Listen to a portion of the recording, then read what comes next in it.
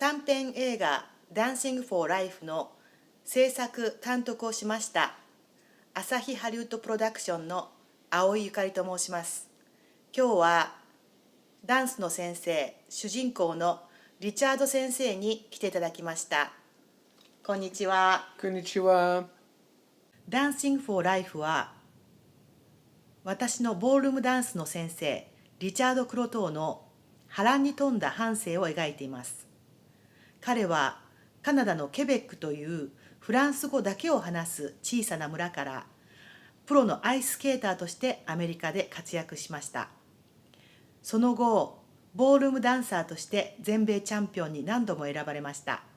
エイズという大病を患いながらも誰よりもアクティブにそしてポジティブに生きる彼は私の心のメンターでもあります。そして彼の周りの人たちをインスパイアして多くの影響を与えています。彼のモットーとする Do it now 今すぐ行動しようよという言葉が本当に心に響きます。それでは先生からも一言。My name is Richard Coteau, and I've been teaching ballroom dancing for over 30 years. I'm very lucky as I have a handful of Japanese students that I teach in Los Angeles, but most of all, I've been going to Tokyo every winter time to teach American ballroom style. I love the Japanese people and also the Japanese culture. I teach a lot in Los Angeles, and I love to teach as it is my passion, because in life, you have to do whatever you like, you have to do it now. You don't want to wait. You have to fulfill your dream. So do it now.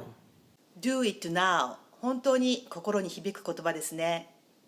ぜひ最後までご覧になってください。So please watch my movie until the end, and hopefully you will be inspired.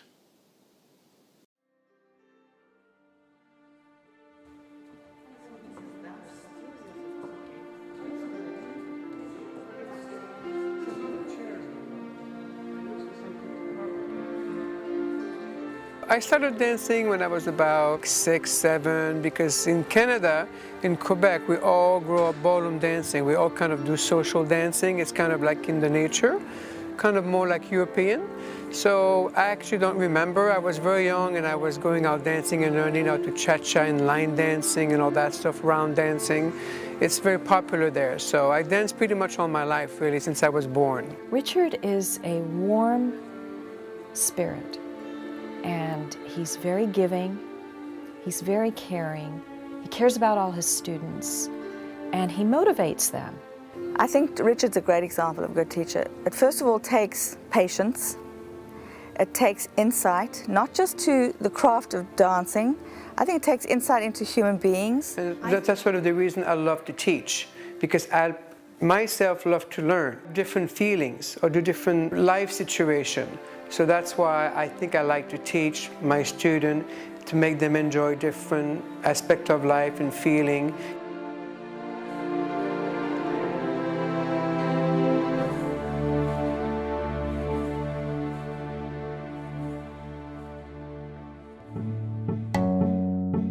You know, I lived in a small town. My parents were actually pretty poor. We actually slept like 2 or 3 in a room. You know, I have 5 siblings, so there's 6 of us. So, I mean, all I remember, and my mom hates me for it, is like, why are we so poor? Why are we so poor? I used to always say that because, you know, I wanted to have nice clothes, I wanted to do nice things, but we had no money to do anything. When I was young, I hated it. So when I was 15 years old, I was old enough to do it myself and pay for it, so I went. You know, I got beaten, I got laughed at, I got pushed, you know. Everything happened because boys don't skate. You know, in a small village, boys supposed to play hockey.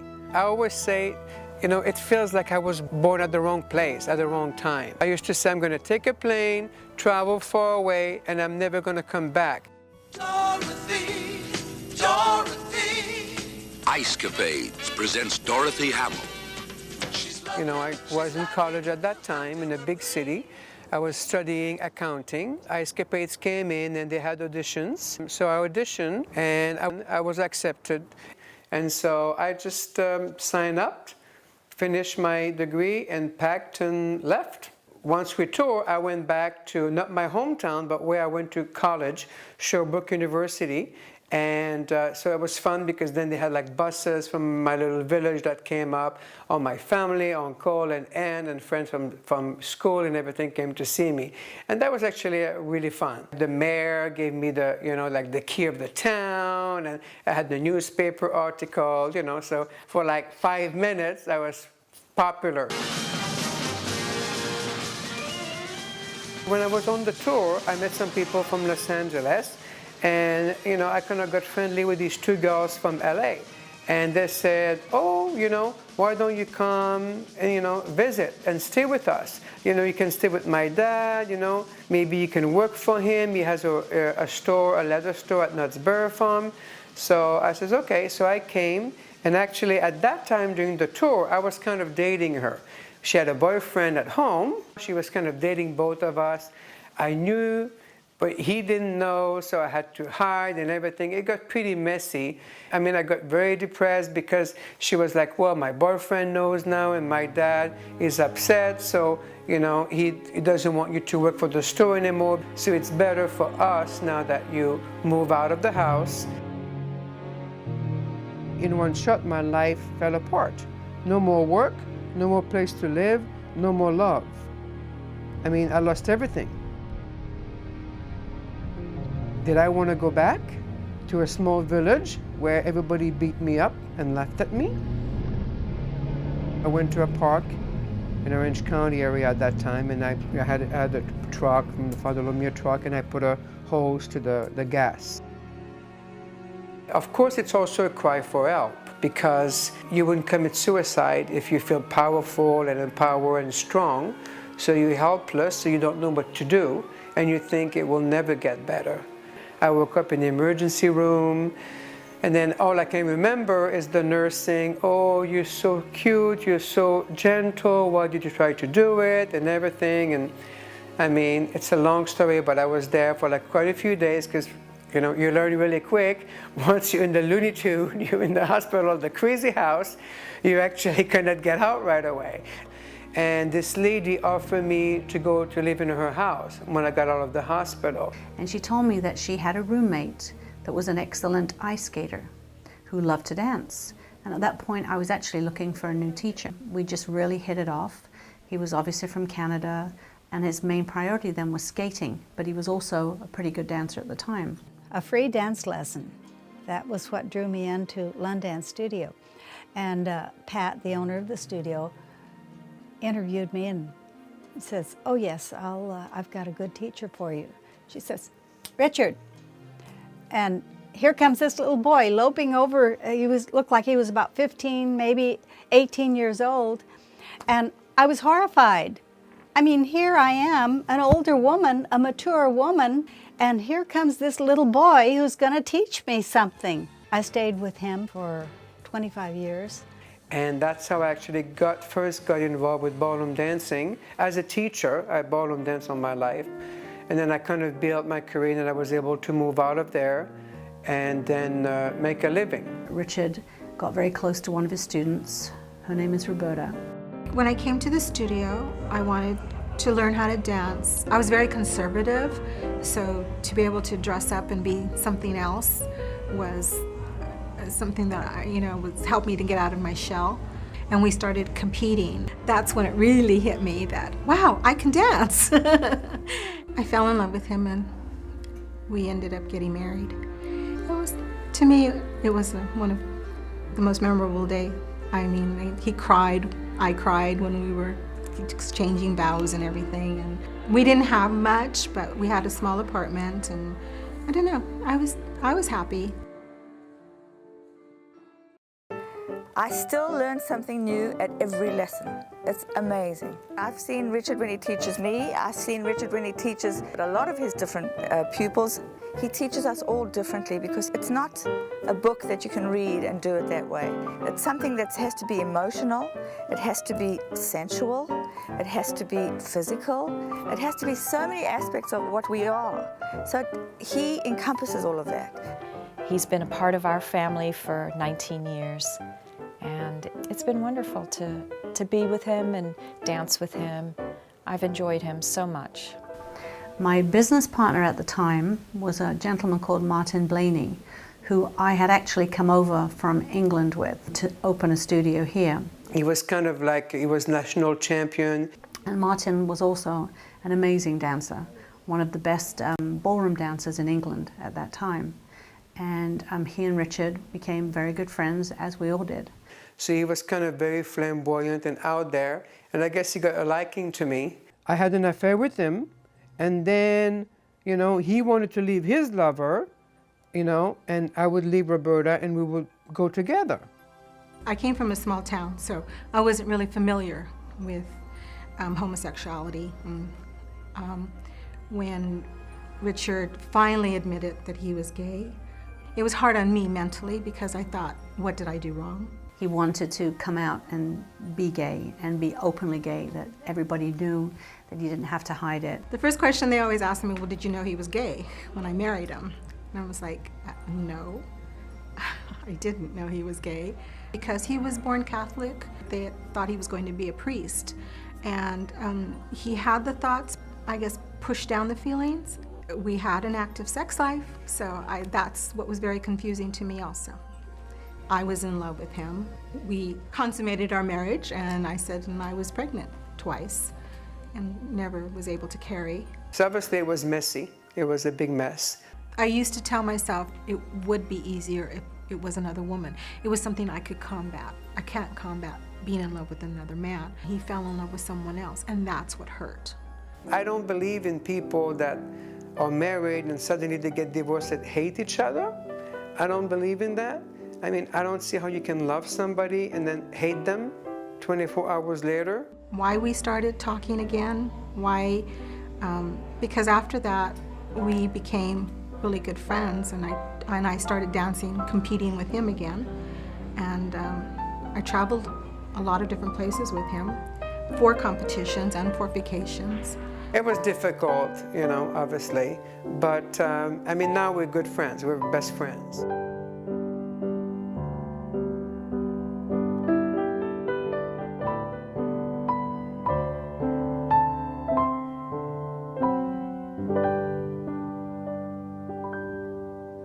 I remember being at the dance studio and I called the doctor from the studio.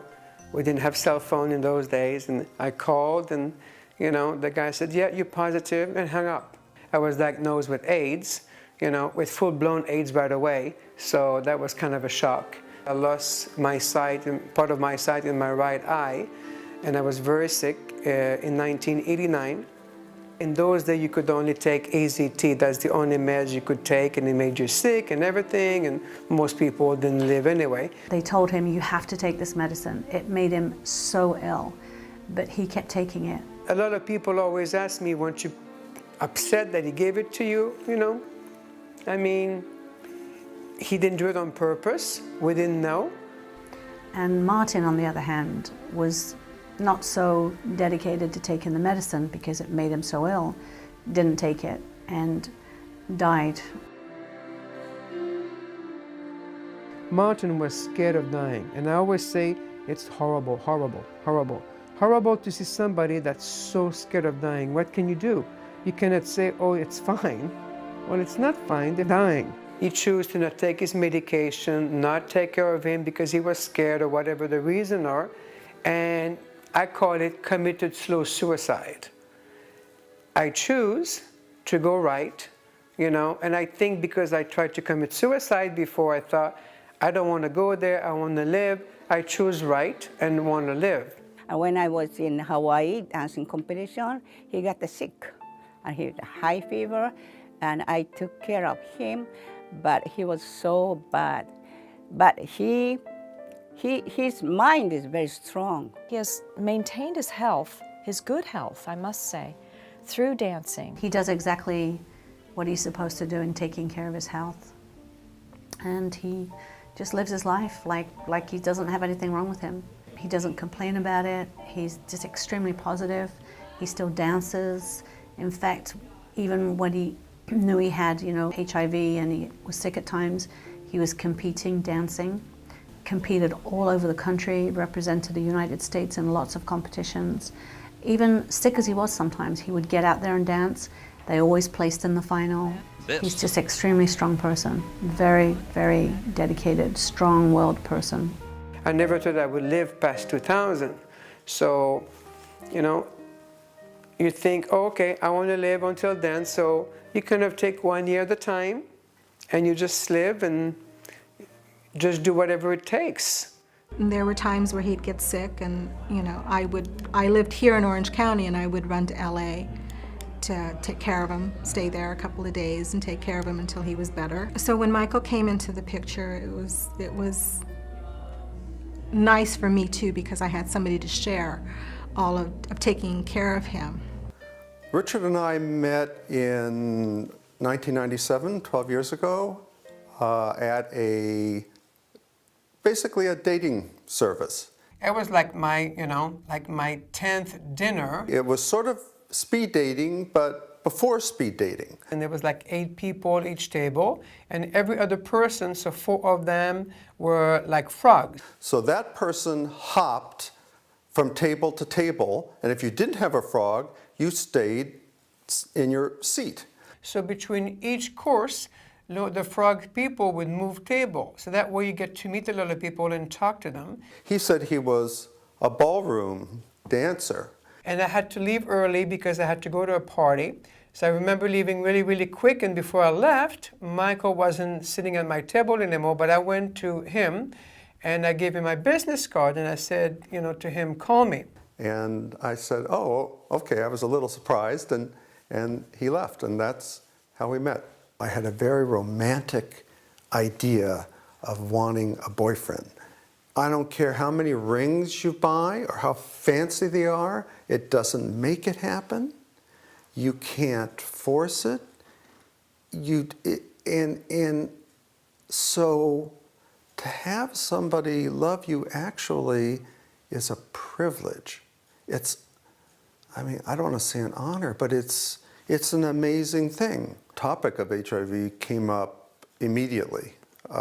Richard was honest from date one.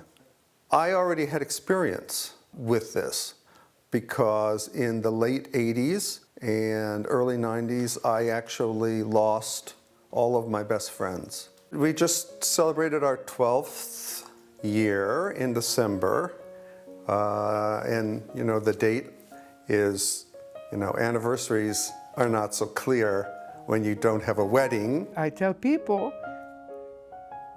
I've been the healthiest lately. I used to be in the hospital and everything, and one of the reasons I'm the healthiest, obviously, because I have a comfortable home. He cooks. He takes very good care.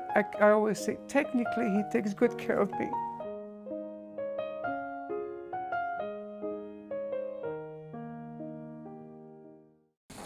A while ago, when I used to live on Orange, on the Overland, yes, and I was very sick. And then she would come and bring me the strawberries, and she would make homemade soup. Huh? I have a lot of my, friends and student clients. They always say, oh, "I wish I could do this. I wish I would have done this when I was young. I wish I could do this." Again, I'm like, why are you wishing? Do it. Your tools need to be out. If they're in, your hips are closed. Just like Lucille, 94 years old. That I've known her for over 20 years, over my head, balancing on one hand. Now, how many 94-year-old lady do you know that dance? You raise me up so I can stand on mountains. You raise me up to walk on stormy seas. I am strong when I am on your shore. They've all come into his life and he's come into their life for a reason. He's a fun person to be with, and he's a great teacher and also become my best friend. I think he's an incredible human being. I think he's an example for all of us. What do you remember when somebody dies? But do you have left memories, first of all? So memories, do you think, oh, I remember when I bought the car? No, you just remember when we went on this vacation and we went swimming and it was funny because this happened. With Richard, it's almost like we take it a trip at a time. His horizon is planning the next trip. That's his big thing. His general philosophy is to live every moment to its absolute fullest, and he does it with 100% commitment. My friends think I overdo it. I want to live 150%.